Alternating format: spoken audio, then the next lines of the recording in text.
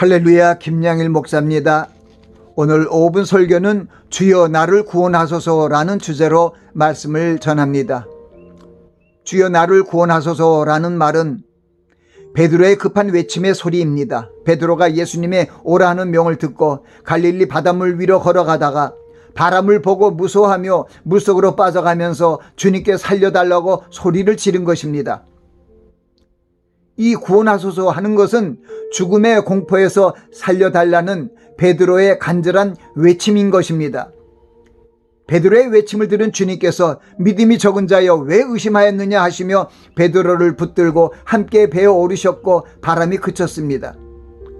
성도들도 극심한 환란의 바람 속으로 빠져가거나 중병에 걸리는 절대절명의 순간을 만날 때 베드로처럼 주여 나를 구원하소서 하고 외치며 주님께 매달려야 할 것입니다. 우리들의 믿음이 적어 의심이 들더라도 주님께 구원해 달라고 외치면 우리의 연약함을 아시는 주님께서 해결해 주실 것입니다. 예수님과 제자들이 갈릴리 바다를 건너 게네사렛 땅에 당도했을 때 그곳 사람들이 예수님이신 줄 알고 그 근방에 두루 통지함으로 모든 병든 자들이 주님 앞으로 모였습니다. 그때 다만 예수님의 옷가에라도 손을 대게 하시기를 간구하였고 손을 대는 자는 다 나음을 얻었다고 기록하고 있습니다. 우리 성도들은 주님의 말씀을 듣고 하나님 아버지를 믿음으로 영생의 축복을 얻게 되었습니다. 또한 우리 그리스도인들은 죄로부터 구원을 받고 하나님의 자녀가 되는 권세를 부여받았습니다. 그러나 선한 일을 행치 않고 악한 일을 행하면 주님이 재림하실 때 천국으로 입성하지 못하고 심판의 부활로 나가게 됨을 분명히 알아야 합니다. 구원에 대한 말씀을 상고하면 1차적으로 이 세상에 만연한 죄와 형벌 속에서 죽을 수밖에 없는 사람들을 그리스도와 함께 살리신 은혜로운 구원이 있습니다. 세상 의술로 고칠 수 없는 질병과 고통으로부터 노임, 곧 치유를 받는 구원이 있습니다. 또한 병들어 죽었던 자가 다시 살아나는 구원이 있습니다.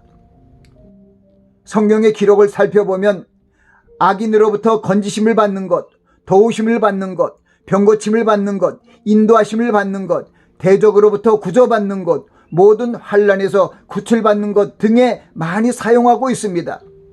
그러나 하나님 아버지의 구원의 목적은 이 죄악이 만연한 세상에서 받는 구원이 아니라 천국에서 영생을 누리는 구원을 말하고 있는 것입니다. 우리는 구원의 후사로서 어둠의 세상 주관자들과 하늘에 있는 악의 영들로부터 노임과 건지심을 받기 위해 하나님의 전신갑주를 입고 강하고 담대한 믿음으로 악한 자들의 괴계를 대적하고 물리쳐야 합니다. 성령 안에서 무시로 기도하기 위해 근신하고 깨어 있어야 하며 서로 협력하여 선을 이루는 일에 힘을 다해야 합니다. 죄로부터 대속함을 받고 구원을 얻은 성도들도 하나님의 말씀을 순종하지 않거나 과실을 맺지 못하면 천국으로 입성하는 구원을 성취할 수 없습니다.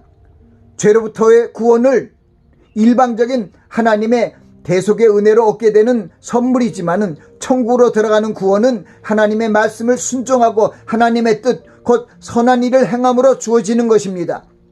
하나님께서 이집트에서 노예처럼 죄에 종살이하던 이스라엘 백성들을 애굽으로부터 구출하여 구원의 백성이 되게 하셨습니다. 그러나 그들이 하나님의 말씀을 순종치 않고 불평하고 원망함으로 조상 대대로 약속하신 가나안 땅에 들어가지 못했습니다. 출애굽의 대업을 이룬 지도자인 모세도 가나안을 앞두고 하나님의 말씀을 불순종함으로 들어가지 못했습니다. 다만 하나님께 순종했던 여호수아와 갈렙만이 약속의 땅으로 들어갔습니다. 사도 바울은 로마에 있는 성도들에게 서신을 보냈습니다. 하나님께서 참 감람나무인 이스라엘 선민의 행악을 보시고 아끼지 아니하셨는데 돌 감람나무인 이방인들의 행악을 보시고 아끼시겠느냐고 경고의 말씀을 주셨습니다. 그러므로 성도들은 하나님의 선하시고 기뻐하시고 온전하신 뜻을 순종하여 선을 행함으로 구원을 이루어가야 할 것입니다.